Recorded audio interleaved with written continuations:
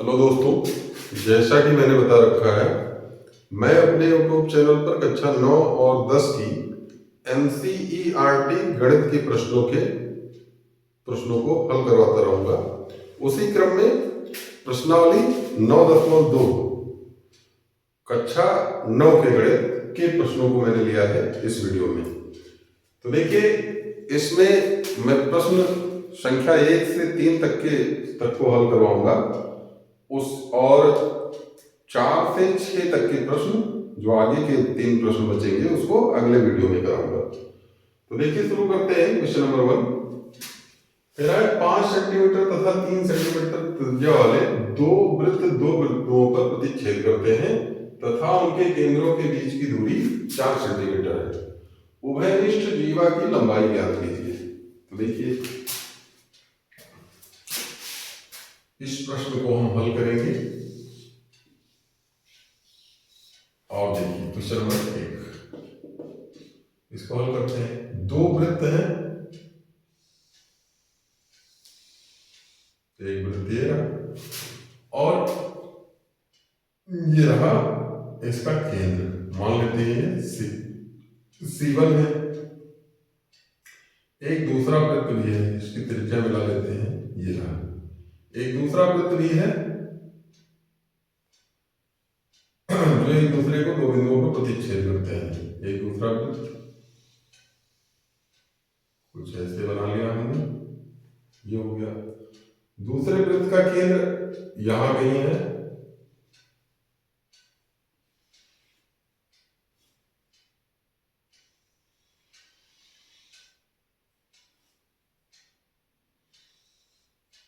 ये ऐसा रहा। इसका केंद्र यहां कहीं है, ये C1 है, ये C2 है। पहले हम उभयनिष्ठ जीवा बना लेते हैं। सॉरी, चित्र बनाने में थोड़ी सी दिक्कत आ रही है। ये उभयनिष्ठ जीवा है, इसका केंद्र यहां कहीं होगा। क्यों होगा, मैं अभी इस बात को सिद्ध किए दे रहा हूं। ये रहा A B। देखिए, इसमें इस प्रश्न में क्या पता है, ज्ञात है C1 व C2 केंद्रों वाले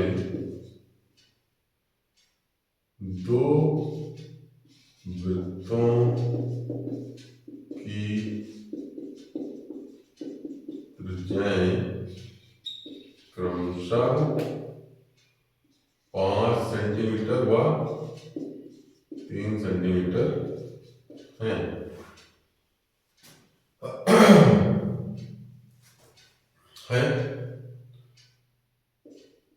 उभयनिष्ठ जीवा ये भी है, उभयनिष्ठ जीवा ये भी है। ठीक है, अब हम क्या करते हैं, C1A को मिला देते हैं। C1A को मिलाया, C1A को मिलाया, इसलिए C1A बराबर 5 सेंटीमीटर, बड़े वृत्त की त्रिज्या, बड़े वृत्त की त्रिज्या, और C2A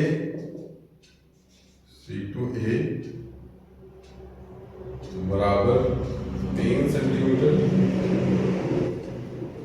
छोटे वृत्त की त्रिज्या, और C1C2 बराबर 4 सेंटीमीटर, केंद्रों के बीच की दूरी, केंद्रों के बीच की दूरी, केंद्रों के बीच की दूरी 4 सेंटीमीटर दिया है, ये देखिए। तो अब देखिए, चूंकि 5 का स्क्वायर बराबर 4 का स्क्वायर प्लस 3 का स्क्वायर, ये होता है। आप चेक करें, ये देखिए, 4 चौक 16, 3 त्रिका 9, या 25 बराबर 25। इसलिए ऐसे मैं इसको ब्रैकेट में लिख देता हूं, इसलिए 5 का मतलब क्या है, C1A स्क्वायर बराबर 4 का मतलब C1C2 square plus C2A square. तो दिस इंप्लाइज दैट, इसलिए कोण, अब ध्यान दीजिए, जो बड़ी भुजा है C1A उसके सामने वाला कोण C1C2A, C1C2A बराबर 90 ये कैसे आ गया, पाइथागोरस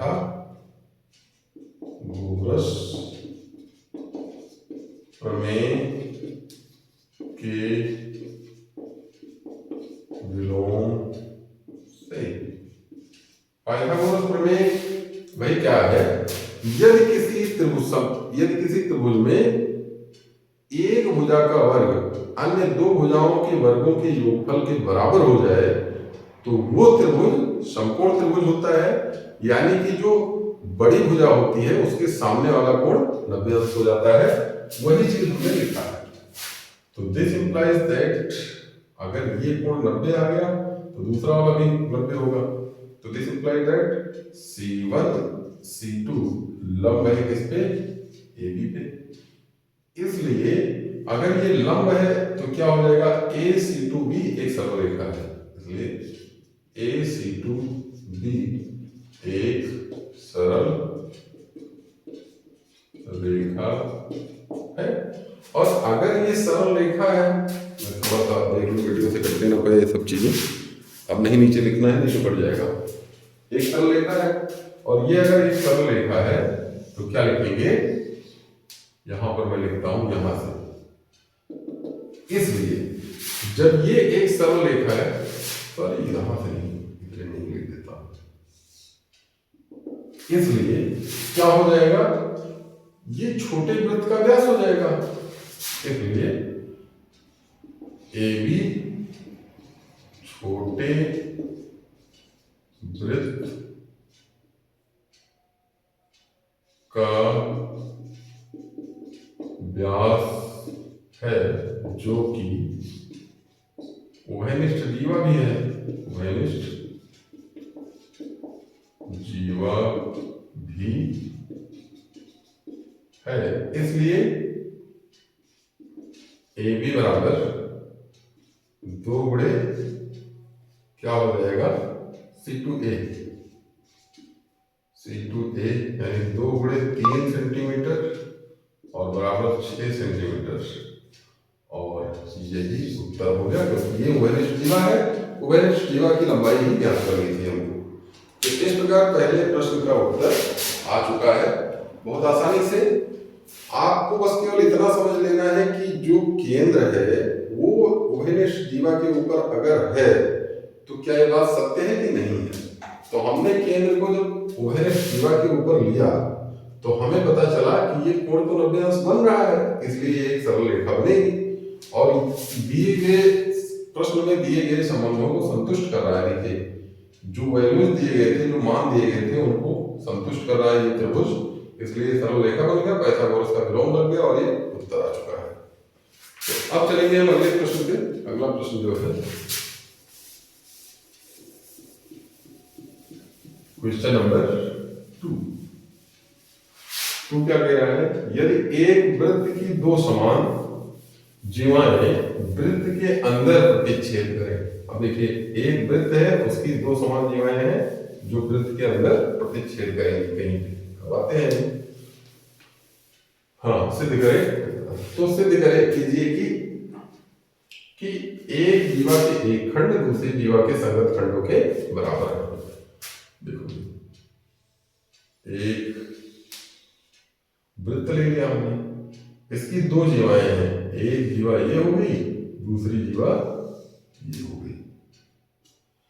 अच्छा, अब ये जीवाएं समान हैं आपस में, यानी ए बी अगर हम इसको कह दें और दूसरे को पी क्यू, और ये मान लेते हैं कि बिंदु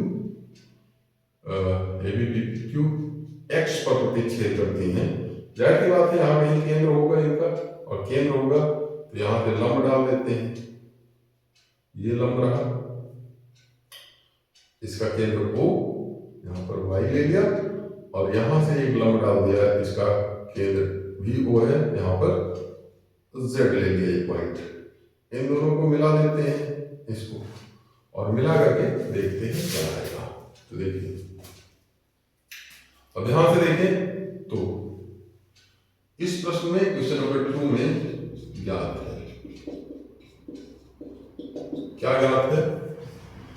O केंद्र वाले वृत्त में जीवाएं AB समान जीवाएं में समान जीवाएं AB व PQ बिंदु X पर प्रतिच्छेद करती है। सिद्ध क्या करना है, वो लिख देते हैं। सिद्ध करना है,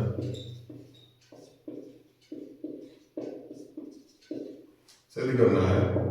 पहली बात, जो इनके संगत खंड है, यानी कि जो छोटा भाग है छोटे भाग के बराबर है, AX बराबर है PX की, और दूसरी बात जो बड़े खंड है यानी कि XB बराबर है XQ की। रचना कर लिया हमने, क्या रचना किया है? रचना कर रखा है OI लंब AB व OZ लंब PQ डाला, तथा और क्या किया है? लंब डालने के बाद OX को मिलाया, OX को मिलाया।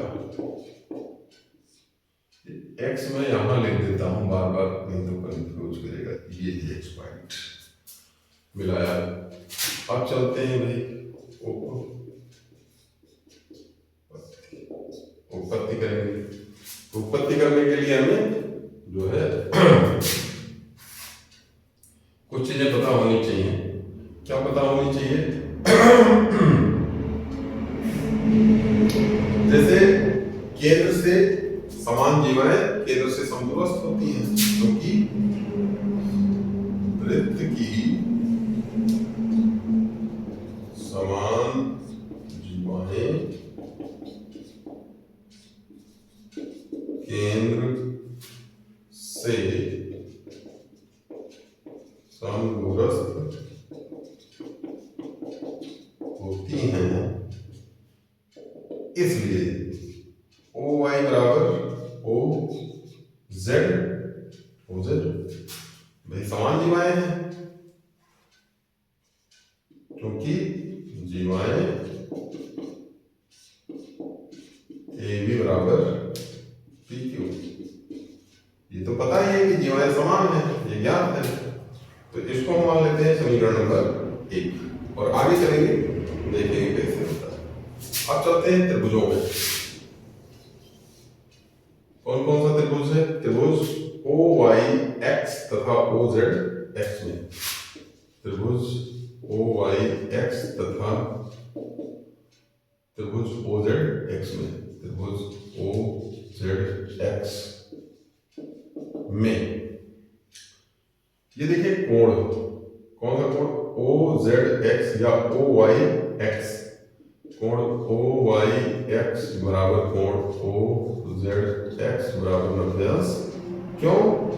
क्योंकि जो लंब है OY लंब है AB और OZ लंब PQ। अगर लंब है तो कोण बराबर होंगे। और देखिए OX बराबर OX घनिष्ठ, और क्या हो सकता है? OY बराबर OZ। ये कहां से आ गया? समीकरण 1।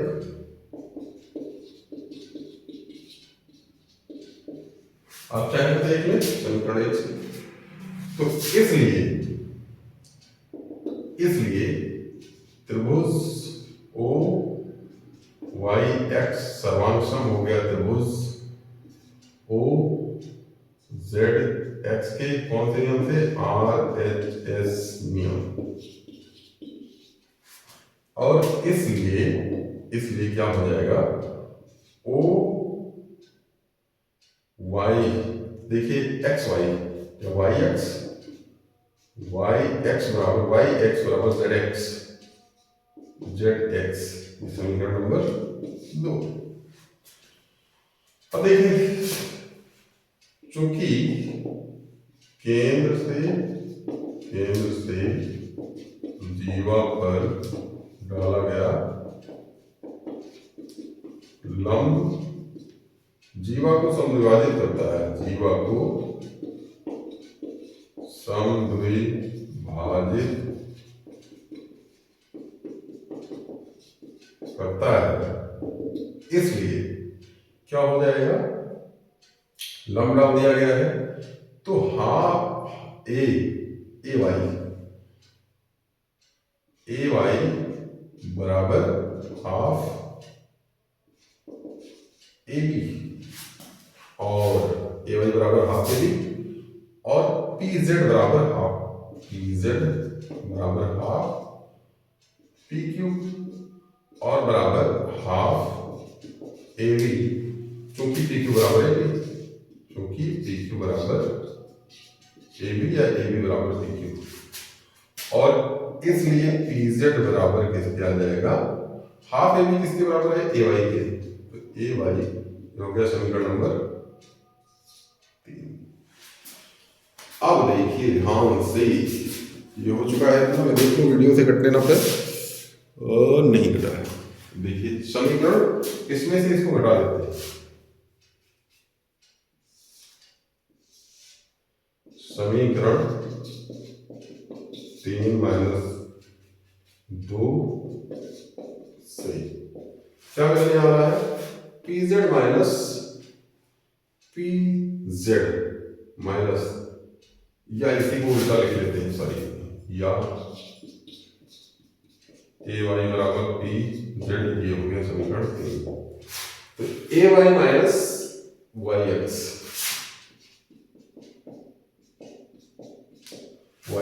बराबर पी जेड माइनस जेड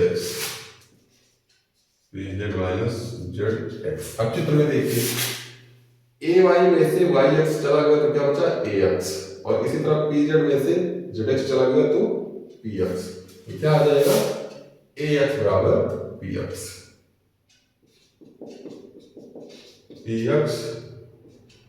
ये कहां से आ गया? चित्र से। तो भाग 1 से हो गया, हेंस पार्ट 1 इज प्रूव्ड।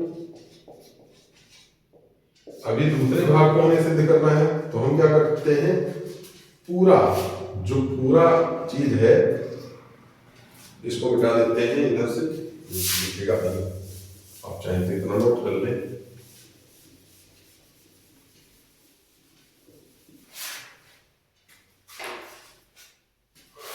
पुनः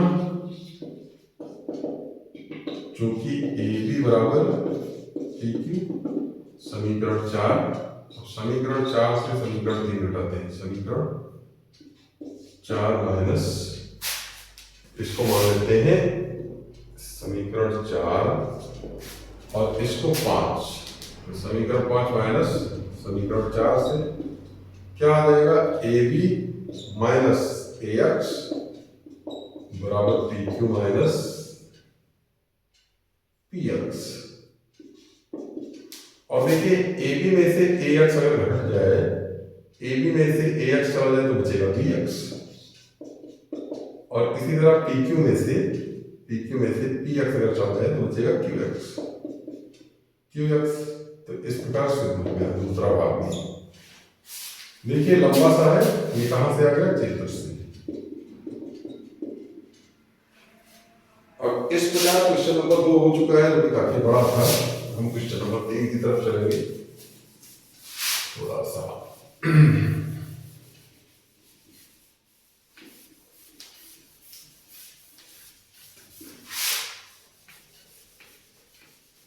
क्वेश्चन नंबर 3 में क्या है, ये रहा, यदि एक वृत्त की दो सीमाएं वृत्त के अंदर प्रतिच्छेद करें तो स्थिति कीजिए प्रतिच्छेद बिंदुओं को केंद्र से मिलाने वाली रेखा जीवाओं से बराबर कोण बनाती है। एकदम उसी तरह है। ये रहा क्वेश्चन नंबर 3। क्वेश्चन नंबर 3 में क्या है देखते हैं।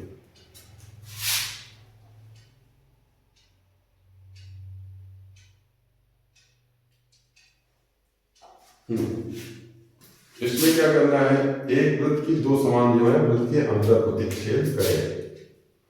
दो समान जीवाएं एकदम इसी तरह है, देखिए ए बी, और दूसरी जीवा कौन सी है, पी क्यू। यहां कहीं केंद्र होगा मान लेते हैं। तो कह रहा है देखिए प्रतिच्छेद बिंदुओं को केंद्र से मिलाने वाली रेखा, ये केंद्र से मिलाने वाली रेखा जीवाओं से बराबर कोण बनाती है। यहां पे लंब डाल देते हैं, यहां पे लंब डाल दिया, मान लेते हैं एक्स पे कर रहा है और ये रहे जेड और ये वाई। आपको फिर से उसी तरह करना है, एकदम ओ केंद्र है। तो इसमें क्या ओ केंद्र वाले वृत्त में जीवाएं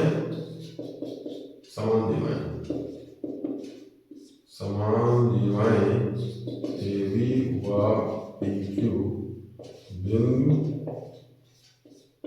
एक्स पर प्रतिच्छेद करती है। सिद्ध करना है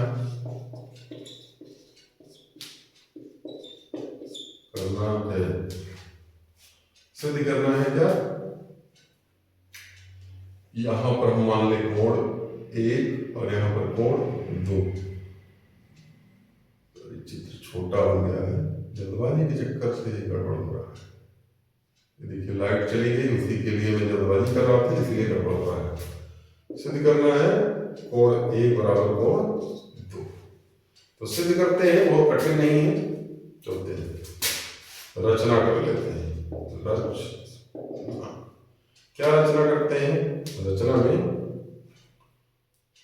ओ जेड लंब ए बी व ओ वाई लंब ए क्यू डालना, ये लंब डाल दिया।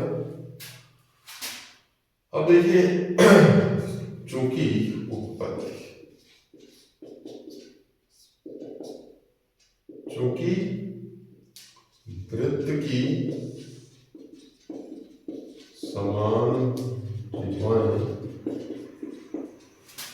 केंद्र से समदूरस्थ होती हैं, केंद्र से समदूरस्थ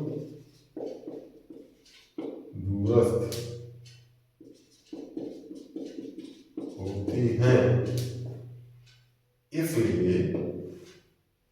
इसलिए हम क्या करेंगे, एकदम टू कॉपी वही है ही है, कुछ करना ही नहीं था, मुझे उसी में समझा देना चाहिए था, लेकिन मैंने नई तरीके से करवाने सोचा। तो देखिए इसलिए क्या हो जाएगा, ओ जेड बराबर ओ वाई, ये हो गया समीकरण नंबर 1।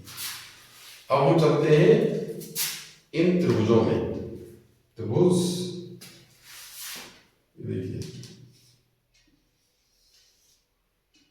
त्रिभुज ओ जेड एक्स तथा त्रिभुज ओ वाई एक्स में क्या क्या बराबर है भाई, देखिए कोण ओ जेड एक्स बराबर कोण ओ वाई एक्स बराबर 90 अंश।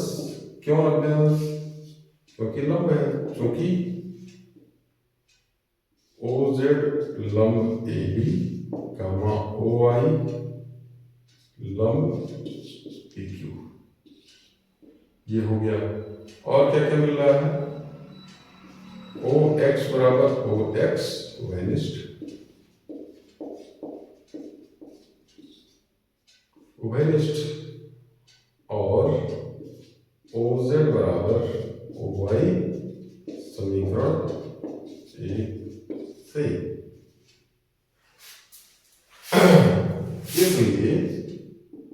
इसलिए त्रिभुज OZX सर्वांशम हो गया त्रिभुज OYX के कौन सा RHS नियम, और इसलिए कोण 1 बराबर कोण 2 CPCD हेंस प्रूव्ड। तो इस प्रकार क्वेश्चन नंबर 3 भी सिद्ध हो गया। तो हमने इस वीडियो में आपको प्रश्नावली 9.2 के शुरू के 3 प्रश्नों को हल करवाया। आप प्रयास कीजिए, वीडियो को ज्यादा से ज्यादा यार दोस्तों के पास शेयर करते रहें, चैनल को सब्सक्राइब करवाते रहें। मिलेंगे अगले वीडियो में। वीडियो देखने के लिए बहुत बहुत धन्यवाद।